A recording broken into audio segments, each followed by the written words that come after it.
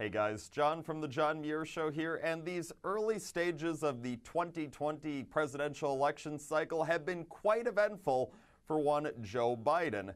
See, even before he had announced his candidacy for president, you had all of the left's beloved polls, at least most of them, saying that Joe Biden, clear-cut favorite to get the Democratic nomination to be the one to take on President Trump in November of 2020. So yeah, things were looking up for Biden. He hadn't even gotten in the race, and he has already got all these people talking about how he's the front runner.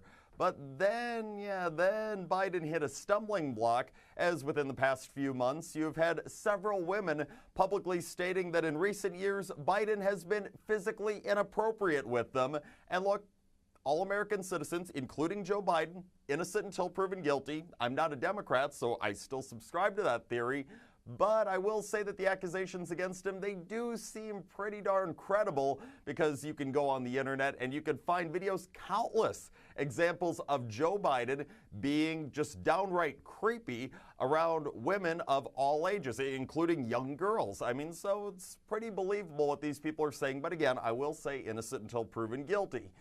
So Biden had that to overcome, but it seems because he's a Democrat and folks on the left love his politics, well, you know what, all's forgiven. It doesn't matter if you might have possibly done something really wrong. Now it's okay, you're a Democrat, so it's a get out of jail free card.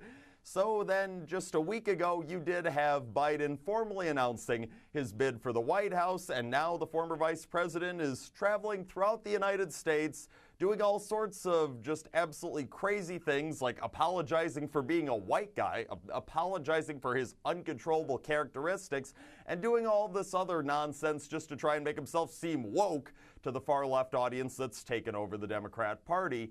So Biden's been doing a lot of that. There's been, like with a lot of the other Democrats who've announced their bids for the White House, a lot of lecturing people. A lot of the focus on these campaign stops for these Democrats has been, oh, you're such a terrible person, and I'm a lot better person than you are. I don't need to apologize when I do something wrong, but oh, you, the average American, you absolutely need to apologize for everything that you do wrong, because I, the elite liberal, am a much more impressive person than you are. That's pretty much the tone that's come from Biden and a lot of these other Democrats' campaign stops that we've seen so far. There hasn't really been a lot of focus on something that's kind of important, policy. Yeah, you really don't hear any of these Democrats talking much about policy, at least any of the really notable ones. But with Biden, he did make a rare reference to policy just yesterday during a stop in Iowa, talking foreign policy, saying that China, not a threat to the United States. What? Are you kidding me?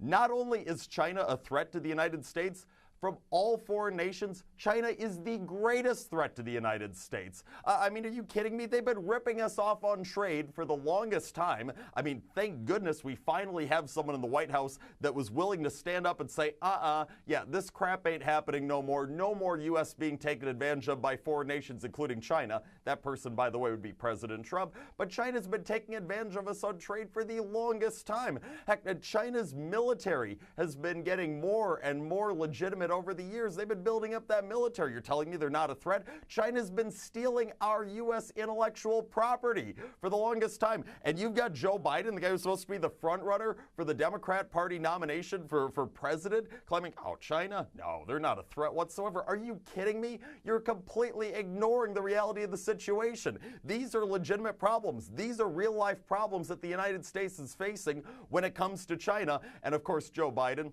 he hasn't described any ideas on the campaign trail whatsoever as to how he would address these problems if elected president.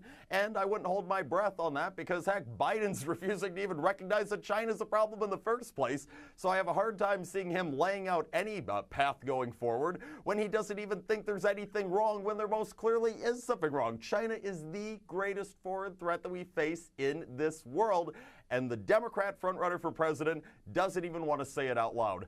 And Joe Biden, keep in mind, in this field where you've got Cory Booker and Bernie Sanders and Kamala Harris, Elizabeth Warren, Robert Francis O'Rourke, Eric Swalwell, I mean, all of these people that are just a bunch of far-left loonies, you know, the Democrats who still claim to be somewhat reasonable always say, okay, yeah, you know, a lot of them, they're out there, but Joe Biden, he's the reasonable guy we've got in this field. He's a normal individual. He'll shoot straight with you.